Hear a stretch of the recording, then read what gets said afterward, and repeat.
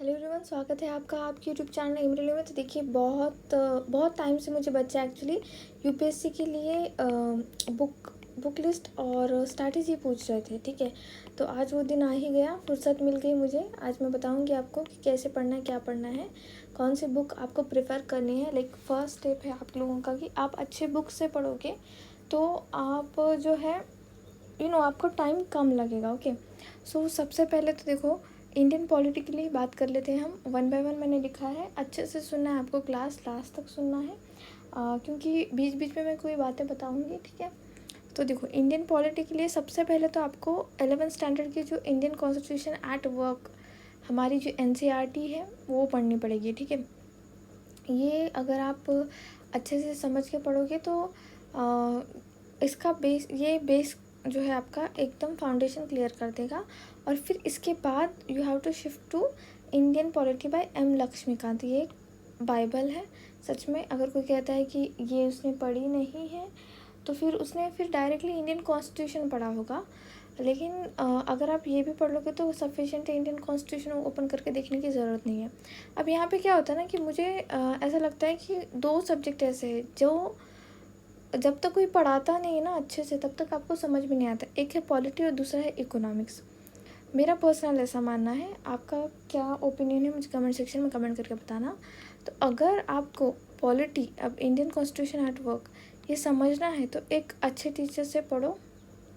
ठीक है, फिर आप मेरी भी हेल्प ले सकते हो इसके लिए। आप एक काम कीजिए, मेरा पॉलिटी का एक वीडियो अवेलेबल है, वो देखना। अगर आपको समझ में आ रहा है तो you can switch to my application. मेरा एम रेलवे का ऐप मैंने बना लिया है, you can switch to that. और वहाँ पे आपको फ़िलहाल तो मैं यूपीएससी का एनसीईआरटी वाला जो पूरा पोर्शन है उसका एक कोर्स बनाना सोच रही हूँ।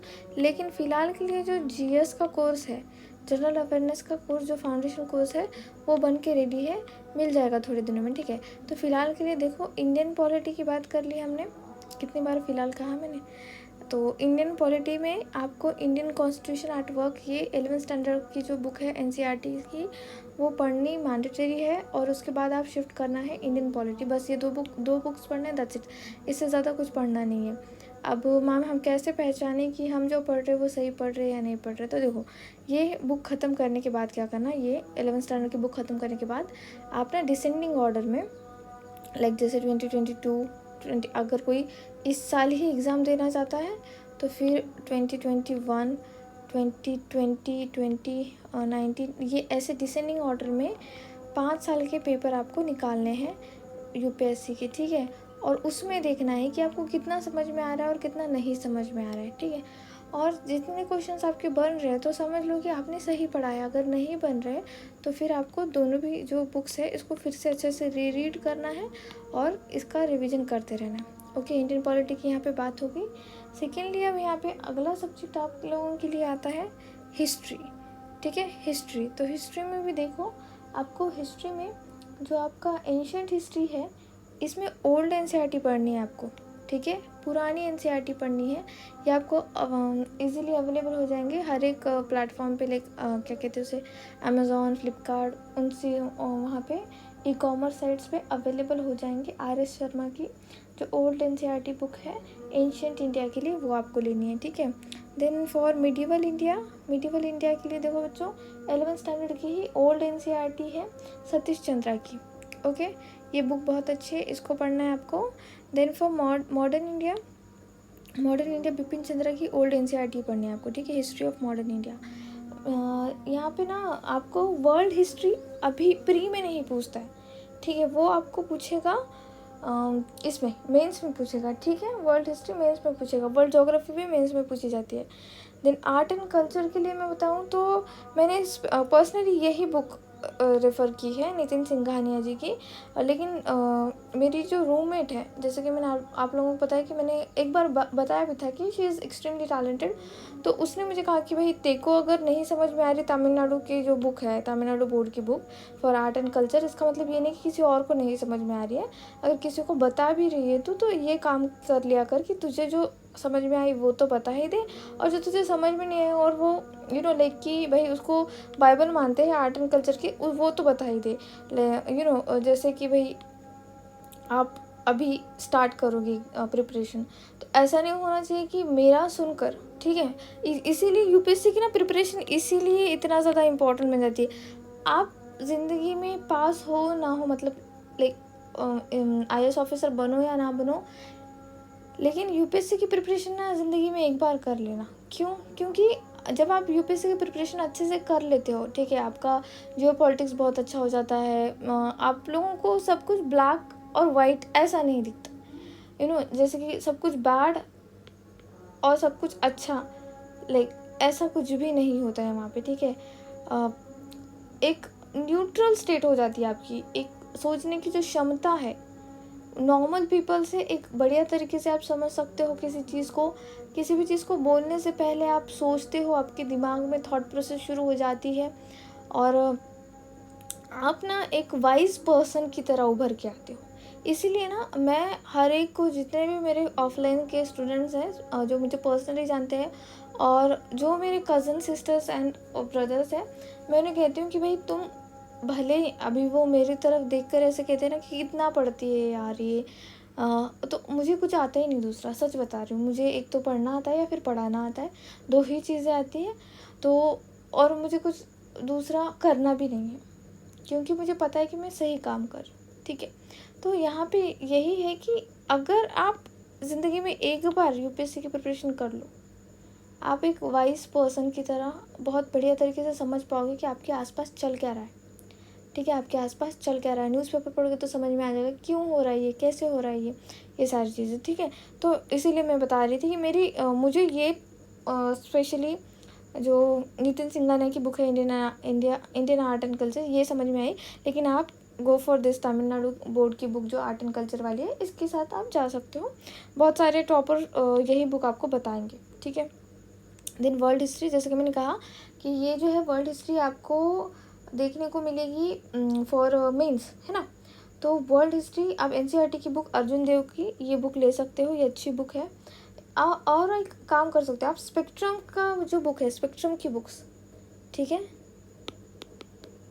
स्पेक्ट्रम्स बुक ये ले सकते हो फॉर मॉडर्न इंडिया, ये मुझे अभी याद आया, फॉर मॉडर्न इंडिया आप स्पेक्ट्रम की बुक्स भी प्रेफर कर सकते हो। ओके, देन नेक्स्ट है इंटरनेशनल रिलेशन, ठीक है, आईआर है इंटरनेशनल रिलेशन। इसके लिए एक ही बुक आपको सुनने को मिलेगी, हर एक जो भी टॉपर है या फिर नॉर्मल जो भी यूपीएससी की प्रिपरेशन स्टार्ट कर रहा है वगैरह, या फिर आपके ट्यूशन्स में वगैरह बताया जाता है। तो जो आपका राजीव सिकरी जी की किताब है, बहुत अच्छी, इंडिया फॉरेन पॉलिसी, बहुत बढ़िया बुक है, ये आप एक बार पढ़ लेना, ठीक है। नेक्स्ट, ज्योग्राफी के लिए 11th स्टैंडर्ड की एनसीईआरटी मस्ट है, ठीक है, बहुत इंपॉर्टेंट है ये पढ़ना, इंडिया फिजिकल इन्वायरमेंट, ठीक है। एंड देन 12th स्टैंडर्ड की fundamentals of human geography. Okay, ये बस ये दोनों पढ़नी है आपको, और कोई भी बुक नहीं पढ़नी है यहाँ पे, ठीक है। नेक्स्ट यहाँ पे देखो, इकोनॉमिक्स के लिए 11th स्टैंडर्ड की जो बुक है इंडियन इकोनॉमिक डेवलपमेंट, और 12th स्टैंडर्ड की बुक जो है मैक्रो और माइक्रो इकोनॉमी, ठीक है, मैक्रो और माइक्रो इकोनॉमिक्स के बारे में बताता है। तो ये दो पढ़ना ज़रूरी है। जैसे कि मैंने पहले भी कहा वीडियो के स्टार्टिंग में कि इकोनॉमिक्स और पॉलिटी मुझे ऐसे दो सब्जेक्ट लगते हैं जहाँ पे आपको किसी ना किसी टीचर की हेल्प लगती ही है, ठीक है। तो फ़िलहाल तो मैं अभी इकोनॉमिक्स, मुझे जहाँ तक लगता है मैं सेंट्रल गवर्नमेंट के group B, group C, group D इतने एग्ज़ाम्स के लिए अभी पढ़ा सकती हूँ। लेकिन मैं उतने लेवल पे नहीं पहुँची हूँ, जो यूपीएससी के लेवल पे नहीं पहुँची हूँ स्पेशली इकोनॉमिक्स पढ़ाने के लिए। तो मैं आप लोगों को सजेस्ट करूँगी कि आप क्या करना, इकोनॉमिक्स का कोई अगर अच्छा टीचर है आपके लाइक आसपास के ट्यूशन्स वगैरह में, या फिर ऑनलाइन भी, जैसे मृणाल सर है, तो उनके भी वीडियोस पहले फ्री होते थे, पता नहीं अभी फ्री है या नहीं। अगर फ्री है तो आप उनके भी वीडियोस देख सकते हो without a doubt for UPSC. लेकिन अगर यूपीएससी नहीं कर रहे हो तो नॉर्मल अगर आप कोई एग्ज़ाम दे रहे हो like SSC CGL and all, तो फिर वहाँ पे आप मुझ पे रिलाई कर सकते हो, वहाँ पे आपको समझ में आ जाएगा, ठीक है। इकोनॉमिक्स हो गया। देन मैगजीन्स, अब मैगजीन्स कौन सी पढ़नी है मैम, तो देखो ये करंट अफेयर की मैगजीन की बात नहीं हो रही यहाँ पे, योजना मैगजीन जो है ये आपकी गवर्नमेंट के द्वारा दी जाती है, ठीक है। लेकिन इसके साथ साथ मुझे लगता है आपने विजन आईएएस का भी मैगजीन प्रेफर करना ज़रूरी है, ठीक है। विजन आईएएस का भी मैगजीन रखो साथ में, और योजना तो पढ़ना है। बहुत सारे लोग आपको कुरुक्षेत्र भी बताएंगे, मैं स्पेशली पर्सनली योजना पढ़ती हूँ। आप कुरुक्षेत्र भी पढ़ सकते हो, ऐसा कोई प्रॉब्लम नहीं है, ठीक है। लेकिन ये क्या है कि गवर्नमेंट का है ना, तो सारा डेटा बहुत ही ऑथेंटिक होता है, तो योजना मैगजीन के साथ आप वहाँ पे जा सकते हो। देन नेक्स्ट है न्यूज़पेपर। तो देखो न्यूज़पेपर में द हिंदू की बात क्यों होती है, और इसमें सेलेक्टेड पेजेस ही पढ़ने हैं, ऐसे नहीं कि पूरा का पूरा द हिंदू पढ़ लो, नहीं। सेलेक्टेड पेजेस कौन सा, फर्स्ट पेज आपको पढ़ना ही पढ़ना है, लास्ट पेज आपको पढ़ना ही पढ़ना है। देन इसमें होता है एक वर्ल्ड का पोर्शन और एक होता है नेशन का, ठीक है, ये पढ़ना है। ये 4 पेजेस आपको पढ़ना ही है डेली। अब एडिटोरियल वगैरह पढ़ना है क्या मैम, तो देखो एडिटोरियल मुझे जहाँ तक लगता है कि मेंस की प्रिपरेशन के लिए काम आता है, फॉर प्री नो। सिर्फ ये 4 पेजेस सेलेक्टेड पेजेस से पढ़ना है कि पहला, लास्ट, नेशनल, वर्ल्ड। और ऐसे नहीं करना है कि फिर देखो जो फर्स्ट, ऐसा होता है ना कि इंडिया में जो फर्स्ट है या फिर दुनिया में कोई फर्स्ट चीज़ है वो तो पढ़नी पड़ेगी। और वो द हिंदू की खासियत ये है ना कि जो इम्पोर्टेंट है, बहुत एक्सट्रीम इम्पॉर्टेंट है उस दिन की न्यूज़, वो फ्रंट पेज पे ही आती है। और आपने अगर पिछले साल 2020 में ही अगर अच्छे से जो द हिंदू का पेपर अगर आपने पढ़ा होगा, तो फ्रंट पेज से इतने सारे एसएससी सीजीएल हो गया, एसएससी आपका ये सॉरी आरआरबी एनटीपीसी, वहाँ पे इतने सारे क्वेश्चन फ्रंट पेज से ही आए हैं करंट अफेयर के। मैं आप लोगों को झूठ नहीं बोलूँगी, आप जाकर देगी ना, अगर आपको लाइक हाँ, ये बात अलग है कि उन्होंने टाइम फ्रेम थोड़ा पीछे का लिया, जैसे 2018 का भी पूछ लिया, 2019 का भी पूछ लिया। तो अब हम तो पढ़ते रहते हैं रेगुलरली बेसिस पे, तो हमको पता है कि भाई फ्रंट पेज से ही पूछा है। लेकिन आप लोग उतना नहीं पढ़ पाते हो, उतना टाइम नहीं दे पाते हो। तो फिलहाल के लिए तो देखो, अगर कोई आप ग्रुप बी, ग्रुप सी और ग्रुप डी का पेपर दे रहे हो, तो द हिंदू की जगह आप पढ़ सकते हो किसी की मैगजीन, जैसे मैंने कहा विजन आईएएस की मैगजीन या फिर जीके टुडे की भी मैगजीन आप पढ़ सकते हो, उनका पीडीएफ आता है वो पढ़ सकते हो, या फिर प्रतियोगिता दर्पण पढ़ सकते हो। बट अगर आप यूपीएससी की प्रिपरेशन कर रहे हो तो द हिंदू इज़ मैंडेटरी, और उसमें भी ये सेलेक्टेड ही पेजेस आपको पढ़ना है कि पहला, लास्ट का, वर्ल्ड, नेशन, ठीक है। अगर स्टेट का कोई न्यूज़ पढ़ना चाहते हो, उसी में स्टेट का, हमारे यहाँ तेलंगाना स्टेट का पेपर आता है। अब कोई अगर नॉर्थ साइड में रहता है तो उनको दिल्ली साइड का पेपर आएगा द हिंदू में, है ना। तो इसमें क्या होता है कि भाई आपको आज सच पूरा नहीं पढ़ते बैठना है, बस कोई अगर चीज़, जैसे अभी आंध्रा में डिस्ट्रिक्ट्स बन रहे हैं, ठीक है। आंध्रा में क्या होगी, 13 डिस्ट्रिक्ट बन गए, तो इसका मतलब ये तो नहीं कि वो चीज़ आंध्रा के पेज पे आएगी, नहीं, वो चीज़ फ्रंट पेज पे ही आएगी, ठीक है। तो आपको ये करना है ध्यान से, ठीक है। अब एक सब्जेक्ट रहता है इन्वायरमेंट, की बात नहीं की मैंने, ठीक है। इन्वायरमेंट के लिए तो देखो आप क्या कर सकते हो, 11th स्टैंडर्ड की जो एनसीईआरटी है और 12th स्टैंडर्ड की एनसीईआरटी जो है बायोलॉजी की जो बुक है, उसमें ना लास्ट के जो चैप्टर है, ठीक है, लास्ट के चैप्टर है वो पढ़ने होते हैं जो इन्वायरमेंट से रिलेटेड है। ऐसा मत कीजिए कि पूरा का पूरा बायोलॉजी ही पढ़ लो, तो फिर तो भाई आप नीट की प्रिपरेशन ही कर लेना, वो बेहतर रहेगा, डॉक्टर ही बन जाओगे, ऐसा हो जाएगा ना। तो इसीलिए इन्वायरमेंट का क्या करना है कि लास्ट के जो आपके चैप्टर्स है बायोलॉजी के 12th एंड 11th स्टैंडर्ड के बुक में, वो आपको पढ़ने हैं। आप एक काम कर सकते हो, उसका जेरोक्स भी निकाल सकते हो। अगर आप किसी स्टडी पॉइंट में जाते हो, किसी लाइब्रेरी में जाते हो, तो 100% वहाँ पे कोई ना कोई नीट का एक एस्पिरेंट होगा ही होगा। मैं जिस लाइब्रेरी में जाती हूँ वहाँ पे तो सारी की सारी लड़कियाँ नीट की ही एस्पिरेंट्स हैं। तो वो मुझे पूछते रहते कि तुम क्या करते हो दीदी, क्या करते हो दीदी, तो मैं उनको झूठ झूठ बोल देती हूँ कि मैं रिसर्च करती हूँ, बिकॉज इतना टाइम किसके पास है कि बातें करें। तो या तो आप क्या कर सकते हो कि उनसे उनका बायोलॉजी का बुक परचेस नहीं, सॉरी, बोरो करना, और फिर उसका जेरोक्स कर लेना लास्ट के जितने भी चैप्टर्स है रिलेटेड टू इन्वायरमेंट, ओके। तो ये सारी बातें हो गई। अब यहाँ पे देखो, अब इतना लास्ट तक अगर आप यहाँ पे आए हो तो आप लोगों का माइंडसेट क्लियर है कि आपको यूपीएससी देना ही देना है लाइफ में, और सब कुछ ना माइंडसेट का ही गेम है यहाँ पे। आपका क्या आप सोचते हो, आपका थॉट प्रोसेस क्या है, यही बताता है ये एक्चुअली। अगर आप बहुत बढ़िया तरीके से एक ऑफिसर लेवल पे सोचते हो ना, तो आप ये एग्ज़ाम इजीली क्रैक कर लोगे। ये क्या, कोई भी एग्ज़ाम आप क्रैक कर लोगे। लेकिन जहाँ तक मेरा पर्सनल मानना है, अगर आप 1 साल से प्रिपरेशन कर रहे हो या फिर 2 साल से प्रिपरेशन कर रहे हो और कुछ हुआ नहीं है, ठीक है, लाइक एसएससी भी नहीं निकला या कोई दूसरी एग्ज़ाम भी नहीं निकली, और आप तीसरे साल में हो किसी भी एग्ज़ाम के प्रिपरेशन में, तो मेरी सलाह मानिए, आप क्या करना, कोई ना कोई साइड हसल करते हुए प्रिपरेशन करना है। ऐसे नहीं करना है कि फुल टाइम आप प्रिपरेशन कर रहे हो, नहीं होगा भी नहीं फुल टाइम प्रिपरेशन, क्योंकि आपका दिमाग आपको बोलने लग जाएगा कि कि आपका जो आपके साथ पढ़ते थे वो आगे चले गए, समथिंग समथिंग, या फिर वो इतना बड़ा पैकेज उठा रहा है, पैकेज ले रही है, वगैरह वगैरह। तो ये चीज़ें ना हो, इसलिए क्या करना है आपको कि अगर आप तीसरे साल में हो, ठीक है, प्रिपरेशन के तीसरे साल में हो, तो बड़ी बहन की तरह मैं आप लोगों को बता रही हूँ, पर्सनल एक्सपीरियंस के साथ बता रही हूँ कि अगर आप वर्क करते हुए, ठीक है, और अभी तो ऑनलाइन की दुनिया में इतना ज़्यादा वर्क आप लोगों को अवेलेबल हो जाएगा, लाइक आप कंटेंट राइटिंग कर सकते हो किसी के लिए, या फिर ऐसे ही नहीं कि बस यही काम करना है, आप कुछ भी कर सकते हो, ठीक है, कुछ भी कर सकते हो, वर्क फ्रॉम होम कर सकते हो, या फिर आप बाहर जाकर कर सकते हो, ऑफलाइन वर्क कर सकते हो, डजेंट मैटर। लेकिन अगर आप आपकी प्रिपरेशन के तीसरे साल में है, तो मैं रिकमेंड करूँगी कम से कम 4 घंटे आप कोई और काम कीजिए, और डेली 6 घंटे ही आपको पढ़ना है, ठीक है। लेकिन अगर कोई फर्स्ट ईयर, मतलब जिसका प्रिपरेशन का फर्स्ट ईयर है या फिर सेकेंड ईयर है, उनको मैं कहूँगी कि भाई आप फुल टाइम प्रिपरेशन स्टार्ट रखिए। ओके, ये हो गई बात। जैसे कि मैंने कहा माइंडसेट का गेम क्यों कहा है मैंने इसको, एक मेरा फ्रेंड है जो एमपीएससी, सॉरी, महाराष्ट्र जो पीसीएस हमारा है, एमपीएससी, इसका प्रिपरेशन कर रहा है, ठीक है, 6 सालों से, पिछले 6 सालों से।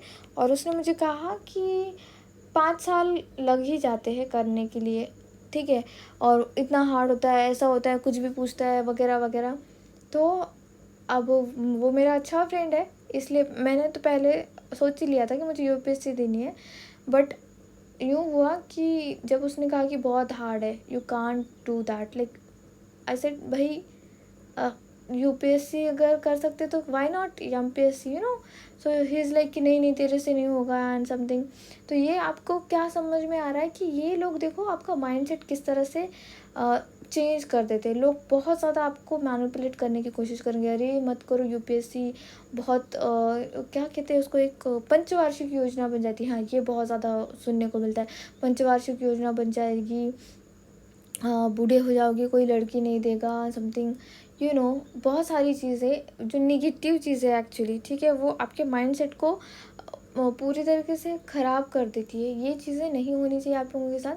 अपना माइंडसेट इतना क्लियर रखो कि अगर यूपीएससी की प्रिपरेशन कर भी रहे हो, तो ये मत सोचो कि एसएससी सीजीएल का फॉर्म नहीं डालूंगा मैं। गलत बात। एसएससी सीजीएल का फॉर्म आपको फिलअप करना है। अगर रेलवे की कोई वैकेंसी आ रही तो वो भी फॉर्म फिलअप करना है। क्यों, क्या होता है ना कि इसमें अगर आप यूपीएससी का प्रिपरेशन कर रहे हो तो आप अच्छे से पूरा प्रिपेयर कर रहे हो।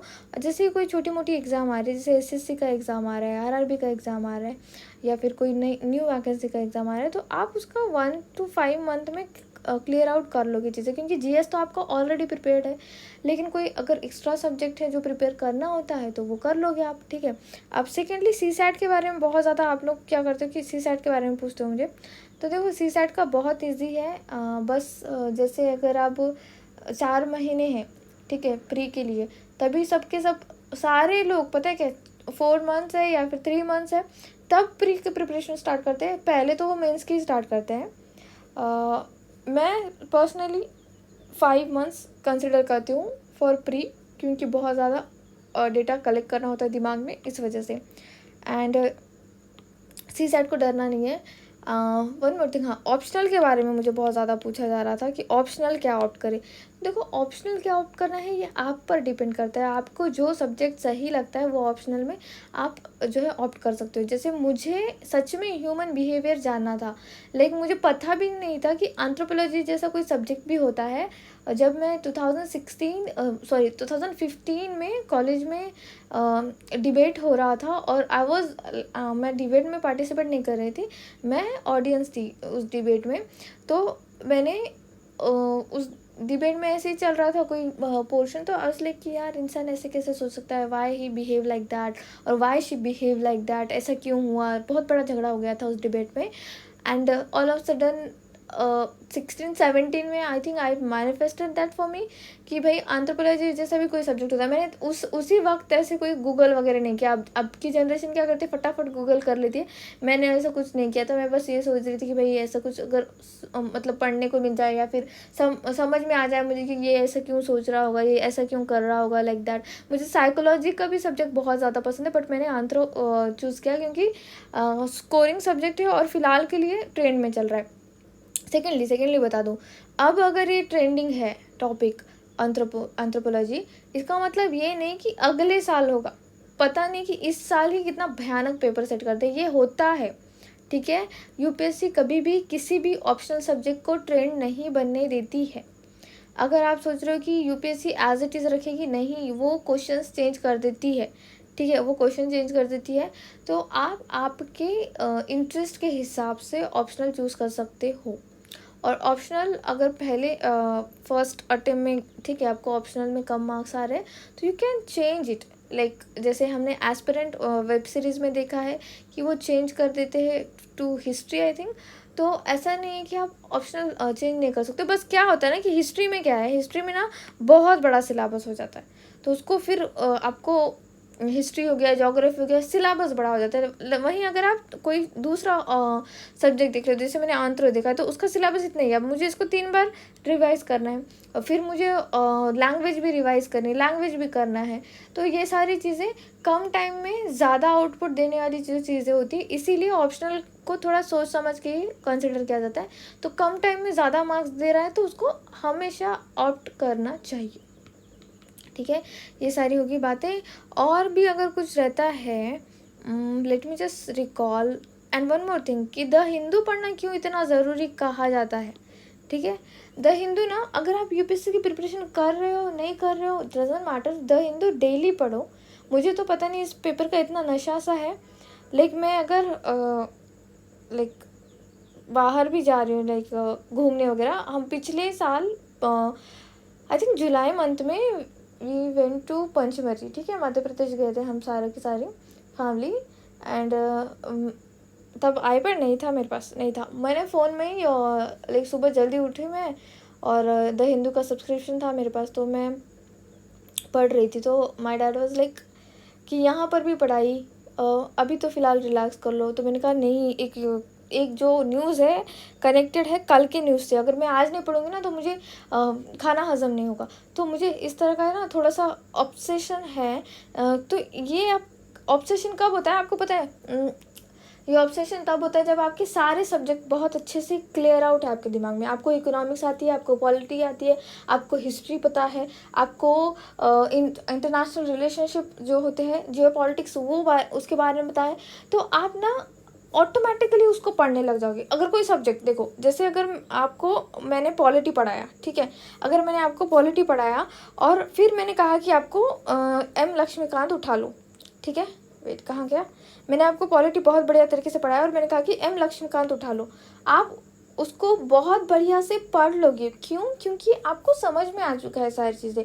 तो वही होता है न्यूज़पेपर के साथ। जब आप ये सारी चीज़ें सब्जेक्ट समझ जाओगे तब आप न्यूज़पेपर भी बहुत अच्छे से समझ लोगे। अब ऐसा नहीं कि आज प्रिपरेशन स्टार्ट की तो आज ही न्यूज़पेपर समझ में आएगा, नहीं, ऐसा नहीं होगा। आप एक काम कर सकते हो, प्रिपरेशन के 3 महीने कोई भी न्यूज़पेपर नहीं पढ़ना है आपको। प्रिपरेशन के 3 महीने आप सिर्फ जीएस का जो पोर्शन है वो कंप्लीट करो, और फिर तीसरे महीने से आप क्या करना है, कोई भी न्यूज़पेपर, जैसे कि द हिंदू कहा जाता है, लेकिन अगर आपको द हिंदू नहीं समझ में आती उसकी इंग्लिश, तो you opt for Indian express. Indian express भी अच्छा है, लेकिन अगर द हिंदू पढ़ोगे तो बढ़िया रहेगा। ठीक है, ये सारी चीज़ें हैं। और हाँ, रिवीजन की टेक्निक बता देती हूँ, ठीक है, कि रिवीजन कैसे किया जाता है यहाँ पे। तो देखो, बहुत ज़्यादा डेटा है, ठीक है, बहुत ही ज़्यादा डेटा है, लेकिन आपका माइंड जो है, आपका ब्रेन जो है, वो सुपर कंप्यूटर से भी बढ़िया है। ठीक है, अब कैसे करना है ना कि कुछ भी पढ़ रहे हो, लाइक 2 घंटे से आप पॉलिटी पढ़ रहे हो, ठीक है, 2 घंटे से पॉलिटी पढ़ रहे हो, जैसे आपने पढ़ा प्रेसिडेंट वाला चैप्टर, ठीक है, प्रेसिडेंट वाला चैप्टर पढ़ा, तो आपको आंखें बंद करके विजुअलाइज करना है कि आपने क्या क्या पढ़ा है। लाइक पहले पेज पे क्या था, दूसरे पेज पे क्या था, कौन से आर्टिकल में आते हैं, इनके पास क्या पावर होती है, ठीक है, इनके लिए क्या ड्यूटीज़ है, इन्हें लाइक अगर कौन से ग्राउंड पे प्रेसिडेंट को इम्पीचमेंट किया जाता है, प्रेसिडेंट के लिए इलेक्शन जो होता है कौन से मेजॉरिटी में होता है या फिर किस तरह से होता है, ठीक है। जो इलेक्शन होता है उसमें जो पैसे देते हैं जिसे ज़मानत कहते हैं, वो कितनी होती है, अगर उन्हें उतने जितने भी XY वोट नहीं आते हैं तो वो क्या पैसे रख मतलब जब्त कर लिए जाते हैं क्या। तो ये सारी चीज़ें आपको क्या करना है, विजुअलाइज करनी है। अब जैसे अभी देखो कोई थोड़ा सा अजीब सा एग्जांपल दे रही हूँ बट फिर भी नॉट अजीब सा, like if you like someone, ठीक है, अगर आप ही और शी, तो आपको उनके चेहरे पे कहाँ पर तिल है ये भी बताने की ज़रूरत नहीं है। यू कैन विजुअलाइज दैट, ठीक है, यू कैन विजुअलाइज। अगर आप आँख बंद कर लेते तो यू कैन सी हिम और हर इन फ्रंट ऑफ यू। तो उनके बारे में बताने के लिए आपको आज से बार बार उनके चेहरा रिवाइज करने की ज़रूरत तो है नहीं। एक बार देख लिया, एक बार पढ़ लिया, उसको विजुअलाइज कर लोगे तो वो चीज़ें बहुत टाइम तक रिटर्न रहेंगी। 70% डेटा रिटर्न रहता है विजुअलाइज कर लेते हो। सेकेंडली, रिवीजन की दूसरी टेक्निक मैं कहूँगी रीडिंग बार बार उसको रीड करो। और थर्ड इज़ राइटिंग। राइट क्या करना है कि जैसे अभी मैंने कहा कि प्रेसिडेंट वाला चैप्टर, तो प्रेसिडेंट वाला चैप्टर जैसे ही पढ़ लेते हो उसमें जो कीवर्ड्स है, ठीक है, बहुत ही ऐसे एकदम माइनर कीवर्ड्स जो है, ठीक है, वही सिर्फ पेपर पे लिखना है। जैसे कि प्रेसिडेंट कौन से आर्टिकल में आते हैं, ठीक है, प्रेसिडेंट का ओथ कौन दिलाता है, प्रेसिडेंट रिज़ाइन किसे करते हैं। तो ऐसे नहीं लिखना है कि प्रेसिडेंट रिज़ाइन टू, ऐसे लिखना है resign VP, oath CGI, article ये, ठीक है, 52।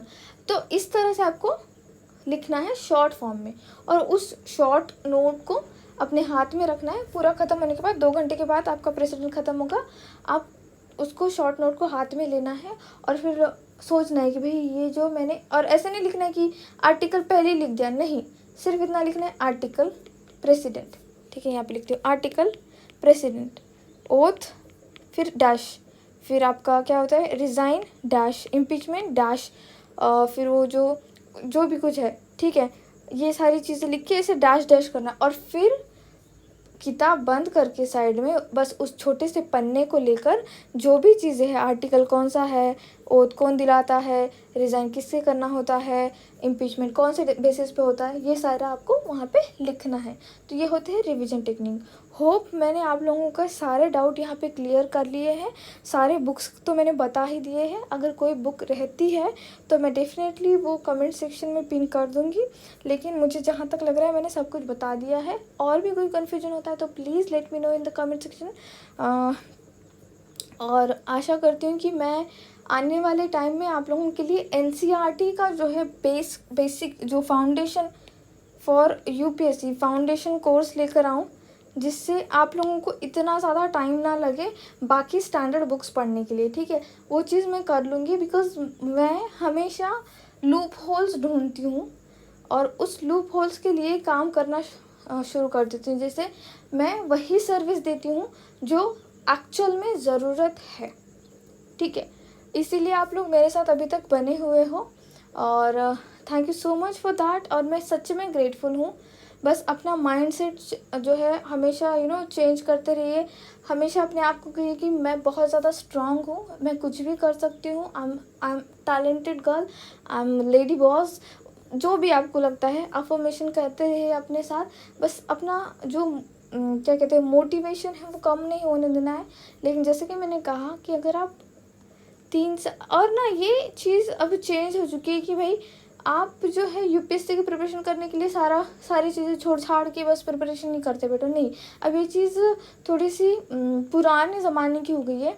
आप जॉब करते हुए भी UPSC क्लियर कर सकते हो, ठीक है, UPSC क्लियर कर सकते हो। मैंने खुद अपने पर्सनल लाइफ में मेरे ऑफिस में जो मेरे बॉस थे, उन्होंने उनका तो उनका जो महाराष्ट्र में क्या होता है पता है, जितना बड़ा आपका पोस्ट उतना ज़्यादा आपको चार्जेस होते हैं। चार्जेस माने ऐसे नहीं है कि भाई आपका पोस्ट कोई XYZ पोस्ट है तो आप सिर्फ वही काम करोगे, नहीं, उसके साथ साथ दूसरे 4-5 चार्जेस आपको मिल जाते हैं, ठीक है, उसका सैलरी नहीं मिलता है, बट वो काम आपको करना पड़ता है। तो इतना बिजी था वो इंसान, फिर भी उसने यूपीएससी क्लियर की, and he is working in Satara now. But you know like कि आपको समझना है, ठीक है, आपको समझना है कि ये सारी चीज़ें आप फाइनेंशियली थोड़ा सा ना इंडिपेंडेंट हो जाओगे तो एक माइंड को बर्डन भी नहीं रहेगा, और आप बहुत अच्छे से सोच पाओगे। कोई अगर ट्यूशन्स वगैरह है तो वो भी आप ले पाओगे, कोई बुक है वो जल्दी से परचेस कर पाओगे, ठीक है। तो सारी चीज़ें हो जाएगी इस तरह से। तो मनी भी मैटर करता है, बहुत ज़्यादा मैटर करता है। अब इसका मतलब ये है क्या मैं अभी 1.5-2 लाख रुपए जो है लेकर ट्यूशन्स वगैरह ज्वाइन कर लूँ? नहीं, बिल्कुल नहीं। आपने ये सुन रखा होगा कि भाई देखो यूपीएससी का सिलेबस जो है ना, क्या है यूपीएससी का सिलेबस, अगर आप उसकी रूह पहचान लोगे ना तो आप लोगों को ट्यूशन्स की भी ज़रूरत नहीं है। बस ट्यूशन्स क्या करते हैं, जो कोचिंग क्लासेस क्या करते हैं कि वो आपका टाइम जो लगता है आपको, ठीक है, सपोज़ अगर आपका सिलेबस ख़त्म करने के लिए 6 महीने लग रहे हैं तो वो 3 महीने में ही वो कंप्लीट करा देते हैं।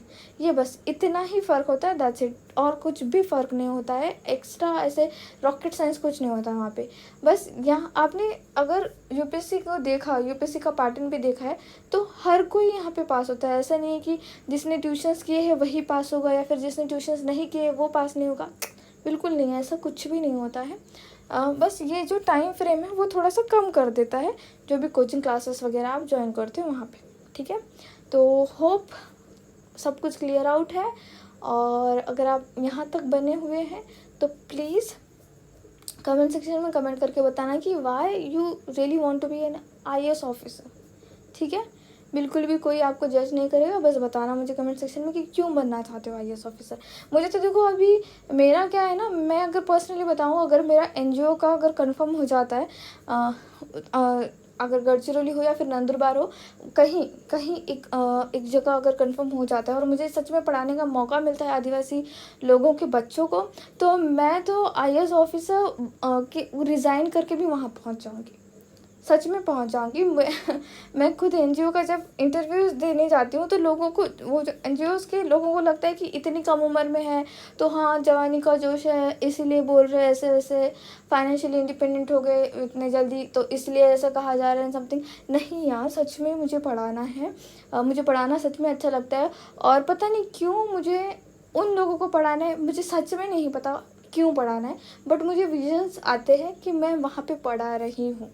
आई डोंट नो वाई, मैंने किस मूवी में देख रखा था या क्या देख रखा था, या बचपन में कुछ हुआ था ऐसे, मुझे वो कुछ भी याद नहीं। बस मुझे इतना पता है कि मेरे लाइफ का मोटो है वहाँ के बच्चों को पढ़ाना, ठीक है। और मैं वो 100% अचीव करके रहूँगी, आज नहीं तो आने वाले 2-3 सालों में, बट मैं अचीव करके रहूँगी ही, या फिर मैं खुद का एनजीओ वहाँ पे ओपन कर लूँ, ऐसे कुछ होगा। लेकिन उसके लिए थोड़ा सा ना एक्सपीरियंस लगता है, इसीलिए अभी एक्सपीरियंस कम है ना मुझे, इसलिए मैं आईएएस ऑफिसर बनना चाहती हूँ कि भाई वहाँ पे शिफ्ट कर लूँ खुद को और फिर वहाँ पे पढ़ाना भी शुरू कर दूँ, ऐसा भी हो सकता है, दैट्स वाई।